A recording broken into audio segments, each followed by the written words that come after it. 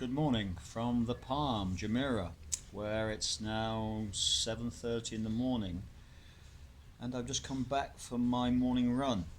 And I wanted to talk to you again today about the absolute necessity of exercise and how that affects our health, especially our brain health, and especially when we get a little older. You see, conditions like Alzheimer's and dementia are the rapid dying off of brain cells, and we can starve that off by stimulating the what's known as the BDNF, or the brain derived neurotropic factors in the brain. And one of the most powerful ways of stimulating that process is by exercise, and primarily aerobic exercise. 20 minutes of a good hard aerobic run, not too much, keep your heart rate in that 70% range. And that's been the most powerful way, according to science, of stimulating the brain derived nootropic factor process. What other ways can we do that? We can do it through intermittent fasting, which is a very, very powerful modality for creating all sorts of healing in the body. It also turns on autophagy when you're fasting, which is effectively when the body begins to seek out cells and underperforming cells in the system, and it consumes them from energy. So it's almost like a clearing out of the old toxic cells that aren't performing at their optimum. And fasting will do that. As long as there's food in the system, the body will always use what's available. So intermittent fasting plus exercise, both very powerful BDNF stimulators. What else can we use to stimulate that? We can get sunlight. That's also very important. Walking bare feet on the beach or in the grass, or whenever you can get sunlight, get outside and get some sunlight. Keeping sugar out of the diet. You don't need for me to tell you this, but sugar is the most inflammatory substance that we ingest on a daily basis, and we're all addicted to it. Sugar is something we don't need in our system at all. In fact, if you can swap over for a higher fat, moderate protein, low carbohydrate diet, you will be one of the 80% on the planet that thrive on such a dietary regime.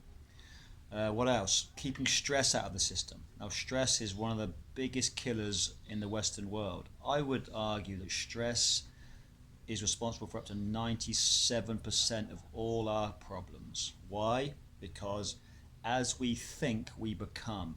Literally, we are forever thinking our feeling. So the quality of our lives is directly correlated to the quality of our thoughts. And one of the best ways of changing one's emotional state is through changing one's physiology, and you do that through movement.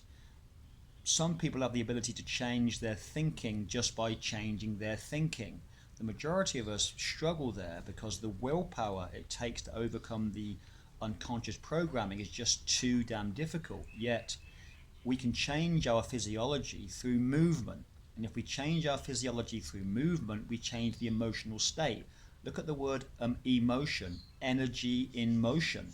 So the best way to deal with something physical, because let's be honest, anxiety, rage, depression, anger, they're all physical experiences. So the best way to deal with something physical is to get physical.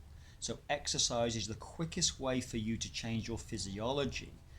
A simple brain hack or a life hack is when you wake up in the morning and you're not at your best, simply put maybe a straw or a pen between your teeth, or smile like this and hold it for a couple of minutes.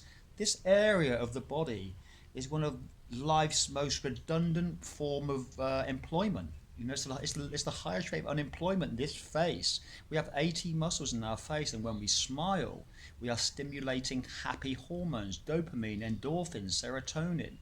And we can do that. Stand up straight when you wake up and put a smile on your face and hold it there. Try feeling sad or down when you're holding a smile on your face. Even if it's a fake one, it works. Use it. So I'll leave it there for now, but exercise is the best way to change your emotional state, change your physiology. You change your state. Go for a run, go for a power walk, lift some weights, whatever it is for you, because science has shown that when you work out, the biochemistry is changed dramatically, and so the mind and body are working together at an optimum. Don't miss out on this ability to change the way you feel, because when you change the way you feel, you will change everything about your life.